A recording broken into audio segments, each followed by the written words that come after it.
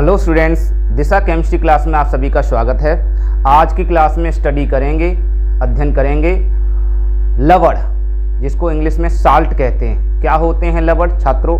लवण एक प्रकार के आयनिक ठोस होते हैं। आयनिक का मतलब है अगर हम उस पदार्थ को अर्थात लवण को अगर हम जल में घोलें छात्रों, तो वो धनायन और ऋणायन बनाएगा। मतलब वो धनायन में टूट जाएगा और ऋणायन में टूट जाएगा। इसका मतलब है कि लवण हमेशा आयनिक यौगिक होते हैं। ठीक है, मतलब जो धनायन और ऋणायन में टूट जाते हैं, आयनिक यौगिक होते हैं। वो बनते किससे हैं, आइए जानते हैं किससे बनते हैं। तो पहली हेडिंग है आपकी लवण, इंग्लिश में इसको साल्ट कहते हैं। इससे पिछली क्लास में हमने आपको पीएच के बारे में बता दिया था। पीएच मान क्या होता है, पीएच स्केल क्या होता है, और पीएच के दैनिक जीवन में महत्व वो मैंने नहीं बताए। वो आप किताब से, बुक से पढ़ लेना। वो तो थ्योरेटिकल है, आराम से पढ़ लोगे। कोई समस्या है तो आप हमें कमेंट करके बताना, मैं उसको भी बता दूंगा। ठीक है, वो भी आते हैं, कभी कभार आ सकते हैं। तो लवण क्या होते हैं इसको समझते हैं। लवण तो मैंने आपको बता दिया, आयनिक ठोसों को लवण कहते हैं। लवण क्या होते हैं? आपके लवण होते हैं आयनिक ठोस, आयोनिक सॉलिड, अर्थात वैद्युत संयोजी यौगिक होते हैं। अब आयनिक ठोस बनते किससे हैं ये? तो बेटा उदासीनीकरण अभिक्रिया से बनाया जाता। कौन सी अभिक्रिया है? उदासीनीकरण अभिक्रिया। उदासीनीकरण अभिक्रिया से बनाते हैं। अब किसका उदासीनीकरण, नी और है आगे ना बनाना है। उदासीनीकरण, अब किसका उदासीनीकरण किसके साथ करते हैं? अम्लों का। किसके द्वारा?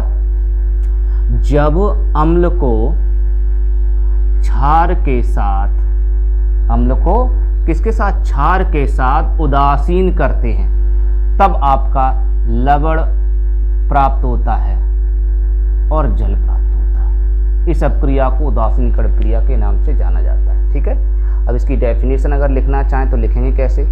लिख लीजिए कि किसी अम्ल और क्षार, या क्षारक भी बोल सकते हो, क्षार भी बोल सकते हो, क्षारक भी बोल सकते हो। किसी अम्ल तथा क्षारक की उदासीनीकरण अभिक्रिया से प्राप्त आयनिक ठोस को, कौन से ठोस को? आयनिक ठोस को, आयनिक ठोस को क्या कहते हैं? लवण कहते हैं। एकदम क्लियर हो गया? जैसे रिएक्शन के रूप में अगर ये कॉमनली रिएक्शन लिखना चाहो तो लिख सकते हो। एग्जाम्पल ले ले रहे हैं, उदाहरण एग्जाम्पल ले लेते हैं। क्या एग्जाम्पल लेते हैं? अम्ल का कोई एक उदाहरण ले लेते हैं, जैसे कि HCl, ये अम्ल है। क्षार आप ले लो, जैसे कि कोई भी NaOH। ठीक है, कोई भी ले सकती है, ले लिया। अब रिएक्शन कैसे करें? उदासीनीकरण अभिक्रिया से। आपको पता है ये आगे वाला अर्थात धनायन होता है, ये आगे वाला धन पीछे वाले ऋण से क्रिया करता है, OH से क्रिया करता है। तो OH और एक H आपस में मिल जाएगा, क्या बना लेगा? H2O, जल बन गया। और आपका ये माइनस वाला Cl, ये माइनस वाला, पीछे वाला माइनस होते हैं, और ये आगे वाला धन होता है। आगे वाला धन पीछे वाले माइनस से क्रिया करके क्या बनाएगा? NaCl। NaCl ये आपका आयनिक सॉलिड है, क्योंकि ये प्लस और माइनस से बना है, और प्लस माइनस कैसे होते हैं? आयनिक सॉलिड है। इसका नाम है सोडियम क्लोराइड। तो सोडियम क्लोराइड आपका एक तरह का क्या है? आयनिक ठोस है। क्या है? आयनिक ठोस है, क्योंकि आयनों से बना है, इसलिए इसको आयनिक ठोस कहेंगे। और ये आयनिक ठोस होने के कारण इसको हम लवण कहेंगे, साल्ट कहेंगे। एकदम क्लियर हो गया? तो ये होते हैं लवण।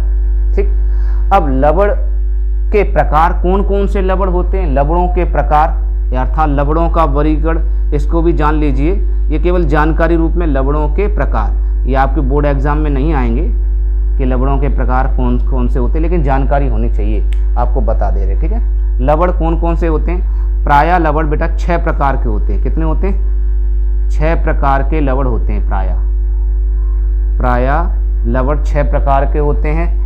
इन 6 प्रकार के लवणों को हम क्या कहते हैं? लवण परिवार कहते हैं। क्या बोलते हैं? लवण परिवार। याद रखना, लवण परिवार किसे कहते हैं?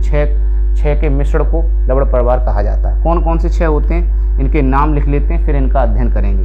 ठीक है, पहला है आपका साधारण नमक, साधारण लवण, ओके। अब साधारण लवण में होते कौन कौन से? साधारण लवण में जैसे उदाहरण आपका नमक है, साधारण नमक है, साधारण पोटेशियम क्लोराइड है ना, आपका Na2CO3 ये भी साधारण है, सोडियम कार्बोनेट है ना, और आपका CaCO3, बहुत सारे आपके लवण हैं, ठीक है, बहुत सारे हैं, ZnSO4 आदि, ये साधारण लवण कहे जाते हैं। तो साधारण लवण को पहचानना बहुत आसान है, जो प्लस और माइनस अर्थात एक धातु और अधातु से बनते हैं। आगे वाला धातु है, पीछे वाला अधातु है, धातु और अधातुओं से जो पदार्थ बनता है उसको साधारण लवण कहते हैं, ठीक है। तो ये प्लस माइनस से बना है। दूसरा आपका है अम्लीय लवण, दूसरा आपका है अम्लीय लवण।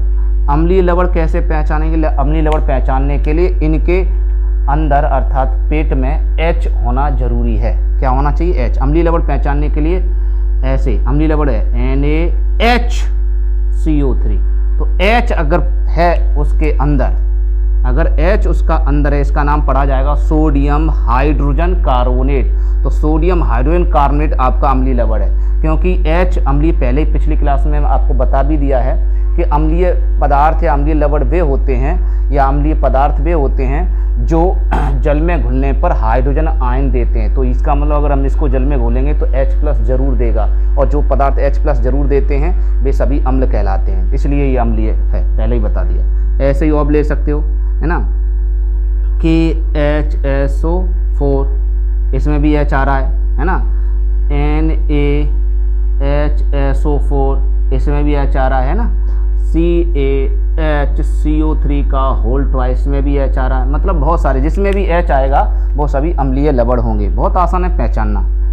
अब थर्ड है आपका क्षारीय लवण, ये पहचानने के लिए आ सकता है ऑब्जेक्टिव में, इसलिए ये सीख लेना है, परिभाषा नहीं आती है, ऑब्जेक्टिव में आ सकता है। क्षारीय लवण कैसे पहचानें? क्षारीय लवण में क्षार होना चाहिए। क्षार कौन सा होता है? OH। क्षार वे पदार्थ होते हैं जो विलयन में OH देते हैं, पहले पिछले वीडियो आप देख लेना, उसमें समझा दिया है। तो इसका मतलब क्षारीय लवण में जैसे कि CaOH बाहर Cl, देखो OH आ रहा है, ZnOH बाहर Cl, देखिए इसमें भी OH आ रहा है ना,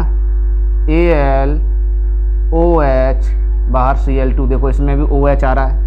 इसका मतलब जिसके पेट में OH होगा अर्थात जिसके अंदर OH होगा वो क्षारीय लवण होगा, सीधी सी बात है। अब आता है मिश्रित लवण। मिश्रित लवण, मिश्रित लवण क्या होते हैं? मिश्रित माने जो मिश्रित मतलब पदार्थों के धनायन या ऋणायन आपस में मिश्रित होंगे, है ना, वो सॉरी धनायन मतलब या तो मिश्रित लवण पहचानने के लिए मतलब या तो उसके अंदर 2 धनायन होंगे या उसके अंदर 2 ऋणायन होंगे, ठीक है। जैसे मैं समझा रहा हूँ, जैसे CaOCl बाहर Cl, देखिए इसमें अंदर भी Cl है बाहर भी Cl है, इसका मतलब इसको भृंजक चूर्ण कहते हैं, ब्लीचिंग पाउडर बोलते हैं।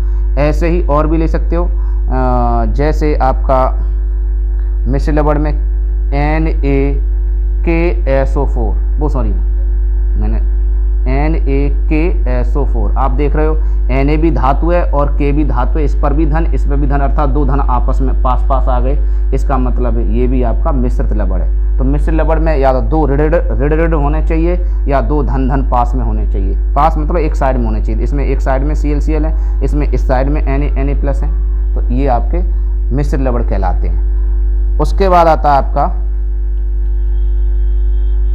आता है आपका द्विक लवण। द्विक लवण इंग्लिश में कहते हैं डबल साल्ट। द्विक लवण कौन से होते हैं? द्विक लवण होता है फिटकरी, द्विक लवण होता है आपका फिटकरी, आपका द्विक लवण है। और फिटकरी का फॉर्मूला क्या होता है? फिटकरी फॉर्मूला होता है K2SO4.Al2SO4 का होल थ्राइड डॉट 24H2O। आप देख रहे हो इसमें पूरा कंपाउंड होगा और 2 होंगे। द्विक लवण माने पूरे एक कंपाउंड होगा। देखो ये K2SO4 कहीं लिखा है, एक तरह का इस तरह से लिखा है, इसमें भी K2SO4 आ सकता है। K2SO4 सामान्य लवण हो गया। तो सामान्य लवण ये भी और सामान्य लवण ये, मतलब 2 सामान्य लवण, देखो ये वाला सामान्य लवण ये आ गया, Al2SO4 का होल थ्राइस, ये भी Al2SO4 का होल थ्राइस, मतलब ये भी सामान्य लवण ये भी सामान्य। 2 सामान्य लवण जो होते हैं उन 2 सामान्य लवण एक साथ लिखे होंगे अर्थात 2 लवण एक साथ होंगे, उसको कहेंगे द्विक लवण, ठीक है। ये भी Al2SO4 का इसी का गढ़ है, इसमें आप Al2SO4 का होल थ्राइस भी लिख सकते हो, ये भी सामान्य लवण ही है। ठीक है, तो 2 एक लवण हो गए। अब आपका लास्ट बचता है छठवां, संकर लवण। संकर लवण को जटिल लवण भी कहते हैं, कम्प्लेक्स साल्ट। संकर लवण, शंकर जी। संकर लवण क्या होते हैं? संकर लवण होते हैं K4Fe। इसको पहचानेंगे कैसे? इसको पहचानना बहुत आसान, बड़ा कोष्टक लगा होगा, ये देखो बड़ा कोष्टक मैंने लगाया, ये बड़ा कोष्टक लगा होगा और इसमें भी 2 धनायन होंगे। देखो इसमें भी 2 धनायन हैं, लेकिन ये फर्क है, इसमें 2 धनायन है, इसके बीच में बड़ा कोष्टक नहीं लगा, पहला पॉइंट है ना। और दूसरा पॉइंट ये है, दोनों जो धनायन हैं वो दोनों एक ही परिवार के, मतलब पड़ोसी हैं, दोनों एस ब्लॉक के तत्व हैं। और इसमें ये एस ब्लॉक का, ये डी ब्लॉक का है, ऐसे भी पहचान सकते हो। अगर हो सकता है कभी कोई कोष्टक ना लगा है, ऐसे भी लिखा सकता है, तो आप देखेंगे ये आपका एस ब्लॉक का है, मतलब आगे लिखा जाता, और आपका डी ब्लॉक का है जो दबा है, डी फॉर दबे, मतलब जो सबसे बीच में लिखा जाता है, पीले कलर में है, आवत साड़ी आप देखेंगे तो वो डी ब्लॉक का है। ठीक है, तो ऐसे पहचान सकते हैं। आपके सिलेबस में केवल और केवल साधारण लवण के बारे में दिया गया है, तो साधारण लवण में क्या क्या होते हैं उनको जानेंगे। साधारण लवण आपका दिया गया तो इसके बारे में हम जानेंगे। अम्लीय लवण दिया गया, हम इसके बारे में जानेंगे। ठीक है, क्षारीय लवण नहीं है आपके में, ये साधारण लवण है, ये लवण है, और आपके सिलेबस में ये ही है, ये है। ठीक है, और आपका एक जो क्षारीय लवण में बात करें, क्षारीय लवण नहीं तो मिश्रित लवण है, मिश्रित लवण में ये आपका जो आपके सिलेबस में दिए गए। कारण क्या है? क्योंकि इस नमक के जरिए हम ये भी बना सकते हैं, ये भी बना सकते हैं, ये भी बना सकते हैं, इसलिए आपके सिलेबस में केवल और केवल साधारण लवण के बारे में अध्ययन है। साधारण लवण से ही ये नीचे वाले सारे बनाए जा सकते हैं। ठीक है, चलिए जानते हैं। अब साधारण लवण जो होता है उसमें पहला उदाहरण है नमक का। उस नमक को हम साधारण नमक के नाम से जानते हैं। साधारण नमक जो आप खाने में यूज करते हो, साधारण नमक जो खाते हो सफ़ेद कलर का होता है, वाइट कलर का, वो साधारण नमक आपका होता है। उसी को हम क्या बोलेंगे? सिंपल साल्ट, अर्थात साधारण नमक। साल्ट भी बोलते हैं इसको, सिंपल साल्ट। ठीक है, अब साधारण नमक छात्रों से, साधारण नमक से हम कौन कौन से पदार्थ बना सकते हैं, उन सभी पदार्थों का अध्ययन इस 10th क्लास में पढ़ेंगे। कौन कौन से? इस साधारण नमक का सूत्र होता है छात्रों NaCl। इस NaCl के द्वारा आप क्या क्या बना सकते हैं? इस NaCl के द्वारा आप बना सकते हैं सोडियम कार्बोनेट, सोडियम कार्बोनेट, जो आगे चल के धावन सोडा के नाम से जाना जाता है। ये धावन सोडा, सोडियम कार्बोनेट आपका धावन सोडा के रूप में, ये जल है, इसमें जलीय बोलते हैं, जलीय सोडियम कार्बोनेट को धावन सोडा कहते हैं। इससे आप धावन सोडा बना सकते हो, किससे? नमक से। और क्या बना सकते हैं छात्रों? आप इससे सोडियम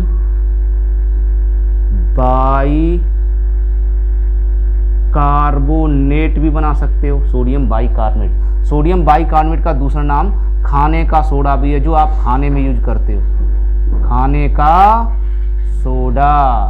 ठीक है, खाने का सोडा आप जानते हो, ये घरों में यूज होता है, कचौड़ियाँ या जो पटाखे होते हैं, या मतलब खास्ता कचौड़ी जो बनाते हैं, जो फुलाने में यूज करते हैं, फूलने के लिए डाल देते हैं, वो खाने का सोडा डालते हैं। तो खाने का सोडा भी हम इसी से बना सकते हैं। और क्या बना सकते हैं? और आप खाने का सोडा बना सकते हो, इससे आप बिरंजक चूड़ भी बना सकते हो, बिरंजक चूड़। ठीक है, आप इससे बिरंजक चूड़ भी बना सकते हैं, इसको ब्लीचिंग पाउडर कहते हैं। और आप इससे एक चीज़ और बना सकते हो, कास्टिक सोडा। क्या बना सकते हो? इससे कास्टिक सोडा, इसका नाम है सोडियम हाइड्रोक्साइड, सोडियम हाइड्रोक्साइड। ये सारे रसायन बनाए जा सकते हैं, किसके द्वारा? नमक के द्वारा। इसलिए नमक को इन सभी रसायनों का कच्चा पदार्थ माना जाता है, मतलब कच्ची चीज़ है, मतलब जिस चीज़ से कोई चीज़ बनाई जाए उसको कच्चा पदार्थ कहते हैं। ये तो आप जानते ही, कच्चा किसे कहते हैं? जिससे हम किसी चीज़ को निर्माण कर सके, वो चीज़ कच्चा पदार्थ है। ठीक है, तो ये कच्चा पदार्थ है। तो नमक को हम कच्चा पदार्थ इसीलिए कहते हैं क्योंकि नमक के जरिए इन सभी को बनाया जाता है। अर्थात नमक के उपयोग हमने आपको बता दिया है ना। और नमक के उपयोग भोजन बनाने में भी नमक का उपयोग किया जाता है। क्वेश्चन आ जाए कि नमक के उपयोग लिखिए, तो आप लिख सकते हैं नमक के सहायता से sodium carbonate, caustic soda, sodium bicarbonate, बिरंजक चूड़ आदि रसायन बनाए जाते हैं। इसलिए नमक को इन पदार्थों का कच्चा पदार्थ कहते हैं। ठीक, दूसरा बोल सकते हैं भोजन पकाने में या भोजन बनाने में भी नमक डाला जाता है, अर्थात भोजन बनाने में नमक का प्रयोग किया जाता है। और तो और नमक का उपयोग कई जगह किया जाता है, आप आराम से लिख सकते हो। अब इसमें सबसे पहला हेडिंग हम कास्टिक सोडा पढ़ेंगे, उसके बाद ब्रेंजाचूड़ पढ़ेंगे, उसके बाद सोडियम बाइकार्बोनेट पढ़ेंगे, उसके बाद वो सोडियम कार्बोनेट पढ़ेंगे, उसके बाद सोडियम बाइकार्बोनेट। चलिए एक एक क्रम से चलते हैं। तो पहले डाल लीजिए हेडिंग कास्टिक सोडा। तो पहला कच्चा पदार्थ हम डाल रहे हैं। कच्चा पदार्थ को भी बनाते हैं, कैसे बनाया जाता है? तो पहली फैक्ट्री में कच्चा पदार्थ बनाएंगे। चलो पहला कच्चा पदार्थ है आपका कास्टिक सोडा। कास्टिक सोडा जो इसका रासायनिक नाम छात्रों क्या है? इसका रासायनिक नाम जो है, इसका रासायनिक नाम है सोडियम हाइड्रोक्साइड। इसका रासायनिक नाम क्या है? Sodium hydroxide.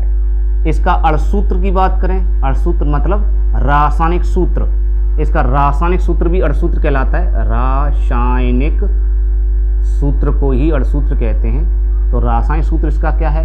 इसका रासायनिक सूत्र है NaOH। ठीक है। अब NaOH को कैसे बनाते हैं? अभी बताया नमक से ही बनाते हैं, है ना। नमक की सहायता से NaOH को किस रूप में बनाते हैं इसको भी सीखेंगे। तो डाल लीजिए बनाने की विधि। बनाने की विधि पहले बनाएंगे, फिर इसके उपयोग देखेंगे क्या क्या। तो बनाने की विधि किसके द्वारा? नमक के द्वारा। तो कैसे बनाते समझना। आप नमक ले लेना, उस नमक को जल में घोल लेना, अर्थात जल में घोलेंगे तो नमकीन पानी हो जाएगा। और जब नमकीन पानी हो जाएगा तब उसमें आप क्या करेंगे? कैथोड एनोड की सहायता से विद्युत धारा प्रवाहित करेंगे, बिजली।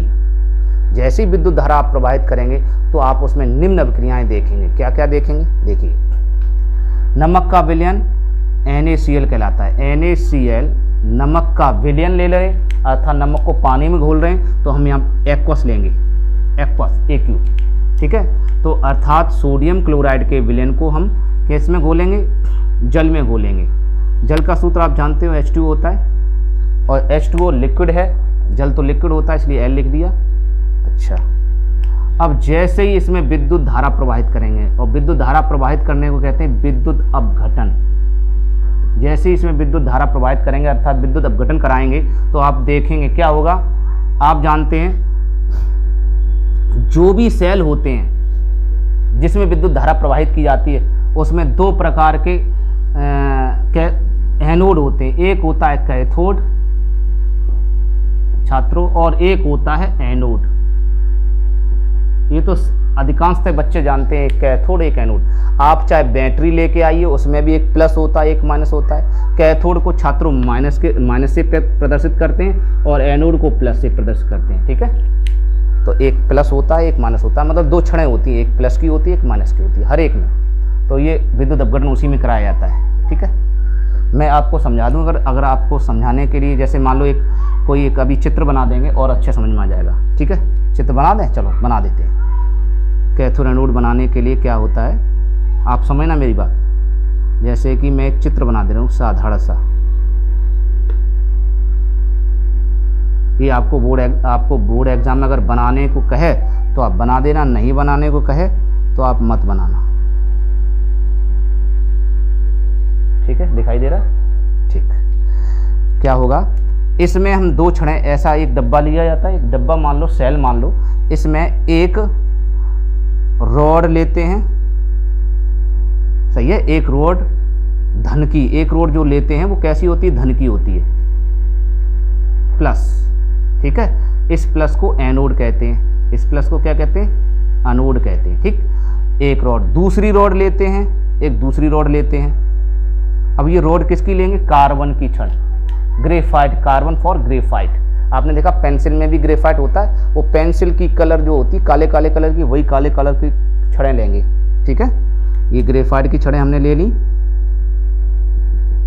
ठीक है। एक ग्रेफाइट की छड़ को एनोड ग्रुप में लिया जाता है, और दूसरी ग्रेफाइट की छड़ को कैथोड ग्रुप में लेते हैं। ये दूसरी छड़ है आपकी, और ये आपका ऋण है। ऋण वाला छोटा होता है, धन वाला बड़ा होता है। ऋण वाला पार्ट छोटा होता है। तो इसको हमने कैथोड बोला। ये ऐसा सेल, इसी सेल में ये रिएक्शन होती है, ठीक है, इसी सेल के अंदर ये सेल एक तरह का विद्युत अपघटनीय सेल बोल सकते हैं इसको। तो एक प्लस है छात्रों और एक माइनस है छात्रों, ठीक है। अब आप देख रहे हैं, अब क्या करेंगे, ये तो आपका एक सेल है, अब इस सेल में क्या करेंगे, नमक का विलयन डालेंगे। तो नमक का विलयन को हम नमक का घोल कहते हैं, नमक का घोल इस तरफ से डालेंगे। तो इधर डाल दिया हमने नमक का घोल, नमक का घोल, घोल को विलयन भी कहते हैं छात्रों, नमक का विलयन लिख दो चाहे नमक का घोल लिख दो। तो नमक का घोल डालेंगे, तो नमक का घोल डालने के बाद जब डालेंगे तो नमक का घोल पूरा तरह से भर जाएगा इसमें, ऐसे भर दिया हमने नमक का घोल। अभी हमने विद्युत धारा प्रवाहित नहीं की, अभी हमें कुछ नहीं कर रहे, अभी केवल सेल बना रहे हैं। ये आपका विद्युत धारा आपने प्रवाहित कर दी, ये देखिए इसमें विद्युत धारा प्रवाहित हो गई। वो सॉरी अभी नहीं, नमक का घोल भर दिया, सॉरी नमक का घोल भरा। अब बिजली प्रवाहित कर रहे हैं। बिजली कैसे प्रवाहित होगी छात्रों, बिजली इस प्लस और माइनस को हम क्या करेंगे, कनेक्ट करेंगे तारों से। ये प्लस और माइनस को ले जाएंगे और प्लस माइनस को हम बोर्ड से कनेक्ट कर देंगे। प्लस माइनस को किससे, स्विच से, यहाँ स्विच लगा देंगे, ठीक है, स्विच से कनेक्ट कर देंगे। जैसे ही स्विच दबाएंगे वैसे ही दोनों का कनेक्शन हो जाएगा, आपस में कनेक्शन हो जाएगा और बिजली इसमें प्रवाहित होगी। हमेशा धन से ऋण की ओर धारा बहती है, तो इसका मतलब बिजली ऐसी बहने लगेगी, ऐसी बहने लगेगी ऑटोमेटिक, सही है। और जैसे ही बिजली प्रवाहित होगी वैसे ये छड़ें गर्म हो जाएंगी, और जैसे ही छड़ें गर्म होंगी वैसे ही इसके अंदर जो पानी भरा है, मतलब जो घोल भरा है, उस घोल को भी गर्म करेंगी। मतलब ये जो लिक्विड, अगर छड़ें गर्म हो जाएंगी तो छात्रों ये सीधी सी बात है, इसके अंदर जो घोल है वो भी गर्म होने लगेगा। और जैसे ही घोल गर्म होगा तो घोल में क्या है, NaCl, घोल NaCl ही तो है, घोल क्या है NaCl, और इसमें पानी भी भरा हुआ है H2O। घोल का मतलब पानी भी उसमें होता है। तो NaCl और H2O इसमें भरा हुआ है, तो इनके बीच आपस में रिएक्शन होगी, आपस में गर्म होंगे तो आपस में रिएक्शन होगी, और जब आपस में रिएक्शन होगी तो क्या होगा, Na+ आयन, इसमें विद्युत अपघटन होगा। और विद्युत अपघटन में जो धनायन है, Na+ है, जो धनायन है, ठीक है, वो किधर की ओर चलेंगे, ऋणायन की ओर। अर्थात Na+ का जो चलना होता है, इसमें Na+ आयन बनेंगे, वो Na+ आयन नेगेटिव की ओर चलेंगे। क्यों, क्योंकि प्लस वाला हमेशा माइनस की ओर जाता है, सीखो बेटा, प्लस वाला माइनस की ओर जुड़ता है, इसलिए Na+ किधर की ओर जुड़ेंगे, इस छड़ की ओर आएंगे। और आपका इसमें H+ है, H+ भी इधर की ओर आएगा, Na+ भी इधर की ओर जाएगा, H+ भी इधर की ओर जाएगा, ठीक है। अच्छा, जब Na+ इधर की ओर जाएगा, H+ इधर की ओर जाएगा, तो छात्रों क्या होगा, तो इसका मतलब है ये होता हुआ इधर से पार निकल जाएगा। कहने का अर्थ है इधर Na और H दोनों आ जाएंगे। जब NaH इधर आ जाएंगे तो NaOH आपका लास्ट में बनकर NaOH यहाँ बन जाएगा। कैसे बनेगा समझना। और H बचेगा, वो H आपका इधर से होता हुआ H के रूप में इधर से बाहर निकल जाएगा, जो H2 कहलाएगा। H2 गैस के रूप में इस कक्ष से बाहर निकल जाएगी। अच्छा, बचा कौन, Cl, और यहाँ क्या बचा, OH। तो OH बचा, क्योंकि एक ही H तो निकला और यहाँ एक H और एक O बचा, अर्थात OH। तो OH और Cl ये इस साइड में चलेंगे, इस साइड में चलेंगे, Cl-। क्यों, क्योंकि माइनस किधर की ओर चलेगा, प्लस की ओर, प्लस ये रहा तो माइनस चलेगा। और इस साइड में और कौन चलेगा, OH- भी इधर साइड में चलेगा, ठीक है। इन दोनों जब इस साइड में चलेगा तो Cl जैसी जाएगी, Cl जाकर इधर से होते हुए Cl2 मुक्त कर देगा, अर्थात क्लोरीन गैस के रूप में उड़ जाएगी।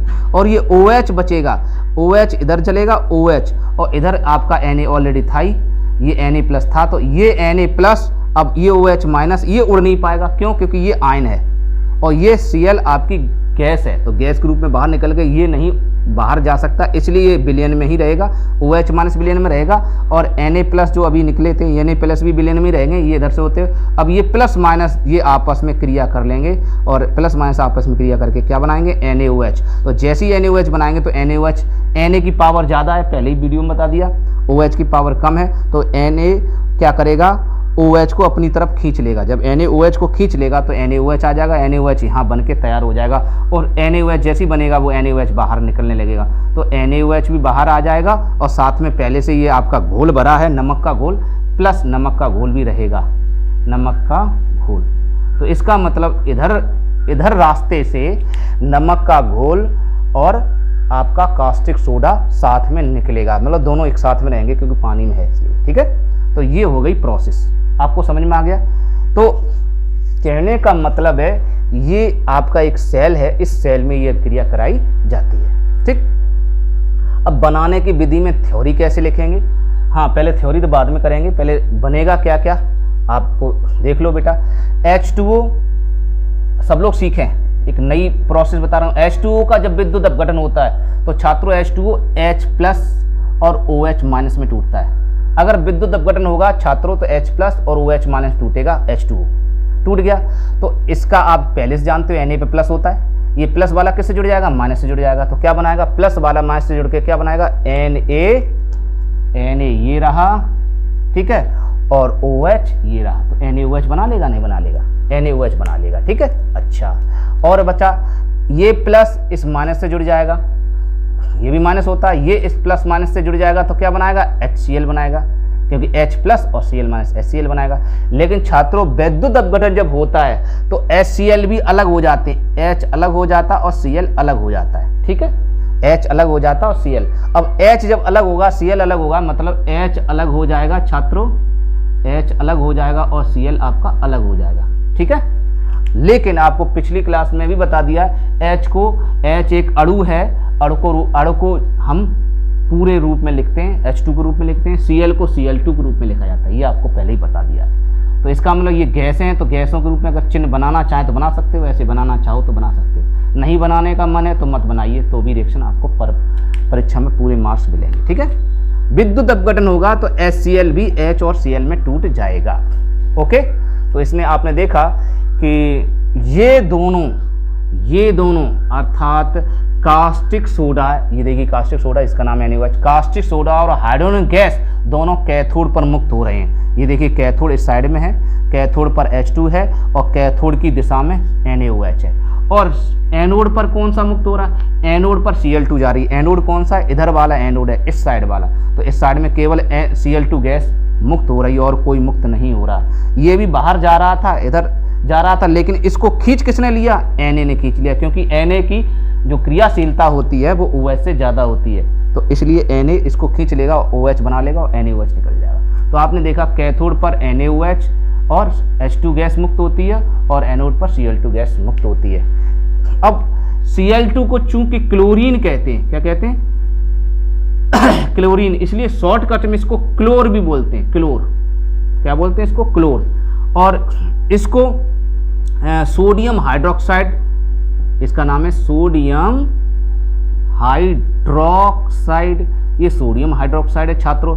तो सोडियम हाइड्रोक्साइड एक तरह का क्षार है, पहले ही बता दिया क्षार, इसलिए इस अभिक्रिया का नया नाम और बोला जाता है क्लोर क्षार प्रक्रिया। इस अभिक्रिया को या इस प्रक्रिया को क्या बोल सकते हैं, इस प्रक्रिया को हम क्लोर क्षार प्रक्रिया के नाम से भी जानते हैं, क्लोर क्षार प्रक्रिया। तो क्लोर क्षार प्रक्रिया भी इसको कहा जाता है, ठीक है। अब आपको शायद आपको थोड़ी सी प्रॉब्लम, मैं समझता हूँ आपको थोड़ी सी प्रॉब्लम इसमें हो रही होगी कि सर ये आपने क्या लोचा कर दिया, किचड़ा कर दिया। चिंता ना करो, मैं इसको दोबारा से अच्छे समझा दे रहा हूँ, ठीक है।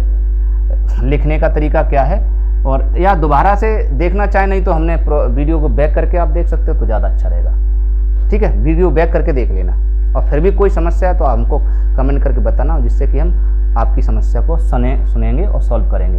देखिए लिखने का तरीका, बनाने की विधि में क्या लिखेंगे, अगर लिखना चाहें तो लिखिए, सुनिए। सोडियम क्लोराइड के जलीय विलयन में विद्युत धारा प्रवाहित करते हैं तो कैथोड पर सोडियम हाइड्रोक्साइड प्राप्त होता है और हाइड्रोजन गैस मुक्त होती है, तथा एनोड पर क्लोरीन गैस मुक्त होती है। इस अभिक्रिया को क्लोर क्षार प्रक्रिया या क्लोर क्षार अभिक्रिया भी कहते हैं। वीडियो में बेटा इतनी जल्दी ही बोला जाता है, आप बैक करके दोबारा से सीख लेना, ठीक है। वीडियो में स्लो नहीं बोला जाता, नहीं तो वीडियो बड़ा हो जाता है, ठीक है। इस अभिक्रिया को कहते हैं क्लोर क्षार अभिक्रिया भी कहते हैं, ठीक, क्योंकि इस प्रक्रिया में एक तरफ क्लोरीन और दूसरी तरफ क्षार बनता है, ठीक। अब रिएक्शन लिख लीजिए, अब रिएक्शन आप लिखेंगे, अब रिएक्शन आपको लिखने में समस्या आएगी, तो रिएक्शन हम दोबारा से समझा दे रहे हैं। रिएक्शन को आप साफ साफ लिख लीजिए ऐसे, और नहीं तो यही लिख लीजिए, रिएक्शन को ऐसे लिख लेंगे साफ, NaCl plus H2O arrow NaOH plus H2 plus Cl2। Balance करते हैं तो आपका H2 है और H इसमें 3 है, बैलेंस इसको कर लेते हैं। ठीक है, बैलेंस कैसे करेंगे, इसमें मल्टीप्लाई आपका 2 हो जाएगा, और जब इसका मल्टीप्लाई 2 का होगा छात्रों तो इसमें भी 2 हो जाएगा और इसमें भी 2 हो जाएगा। ये बैलेंस कर दिया, ये हो गई आपकी रिएक्शन। इसका नाम है सोडियम क्लोराइड, इसको हम साधारण नमक भी कहते हैं, नमक। ठीक है, और कोष्टक में आपका मन करे तो एक्वस लिखना चाहें तो लिख सकते हैं, ये भी आपके ऊपर है, आपका मन नहीं करे तो मत लिखो। ये आपका जल है, उसमें क्या प्रवाहित कर दी, विद्युत धारा, लिख लेना विद्युत धारा, ता बना है विद्युत धारा। ये आपका नाम, इसका नाम जानते हो कास्टिक सोडा। ठीक है, इसका नाम जानते हो हाइड्रोजन गैस, हाइड्रोजन। अब इन दोनों को से ये कहाँ प्राप्त हुए, कैथोड पर प्राप्त हुए, और ये आपका क्लोरीन है, क्लोरीन, ये कहाँ आपकी प्राप्त हुई, एनोड पर प्राप्त हुई। ऐसे लिख लेना। ठीक है, और आप चित्र बनाना, चित्र भी बना लेना तो और अच्छा समझ में आ जाएगा। ठीक है, डायग्राम बना लेना। ठीक है, अब इसके आते हैं उपयोग, यूजेज। इसके यूजेज क्या हैं, उपयोग क्या हैं छात्रों। उपयोग तो आप अगर चाहें तो कॉपी में, मतलब बुक्स में से आप पढ़ सकते हो, लेकिन एक दो उपयोग हम जो इम्पोर्टेंट उपयोग हैं वो बता दे रहे हैं। जो कास्टिक सोडा है, इसकी सहायता से आप क्या बना सकते हैं, साबुन बना सकते हैं। उपयोग लिखा रहा हूँ छात्रों, किसके, कास्टिक सोडा का उपयोग। पहला उपयोग क्या है कि साबुन तथा अपमार्जक बनाने में, अपमार्जक, अपमार्जक को इंग्लिश में डिटर्जेंट कहते हैं। क्या बोलते हैं, डिटर्जेंट, डिटर्जेंट।